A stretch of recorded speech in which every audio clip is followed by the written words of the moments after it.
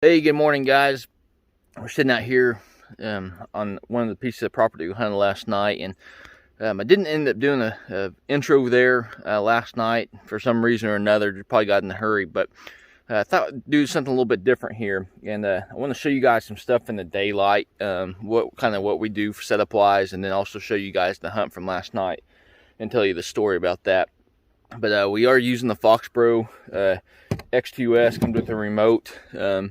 We're sitting here mid-February. There are two coyotes there in the back. As you guys can see, one was gut-shotted, and that was the one I actually shot here. This coyote came from way over there at some point, and I think I caught him about that second hump, even with that telephone pole over there, as he worked his way through here, and you'll be able to see that in the video pretty clear. And I was using a koi female invitation. I did a whole bunch of combinations. The hunt was ended up 28 minutes before a coyote actually sounded off. Or not sounded off, but showed up. There were several of them that sounded off right at the gate, but then it took them quite a bit of time, to get them in. But as you guys can see, my tracks go all the way down here. So I ended up shooting that coyote about 80 yards away, and it sounded like I hit him.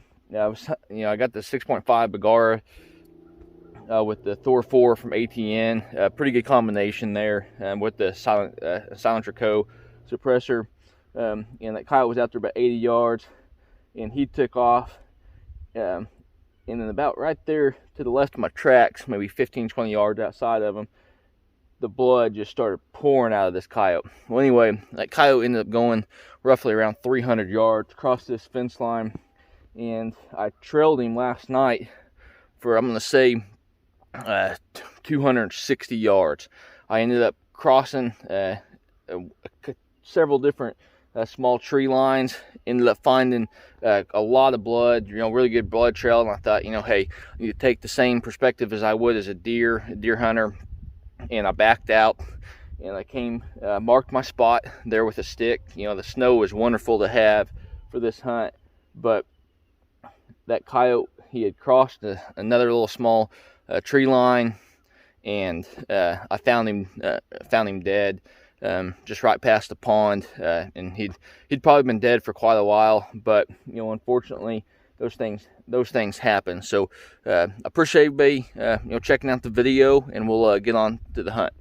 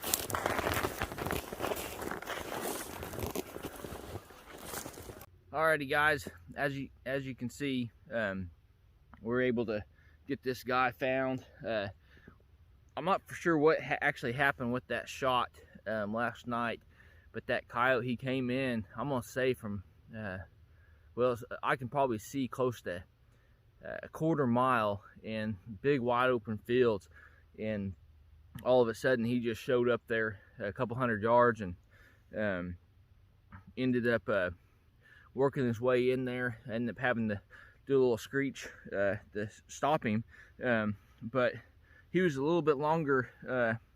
It took him a little bit longer to get in than the first one. I think on the FOXPRO there, I had 28 minutes was the last time I checked the time there. But he's definitely a good one to get out. You know, I tracked him for a while last night.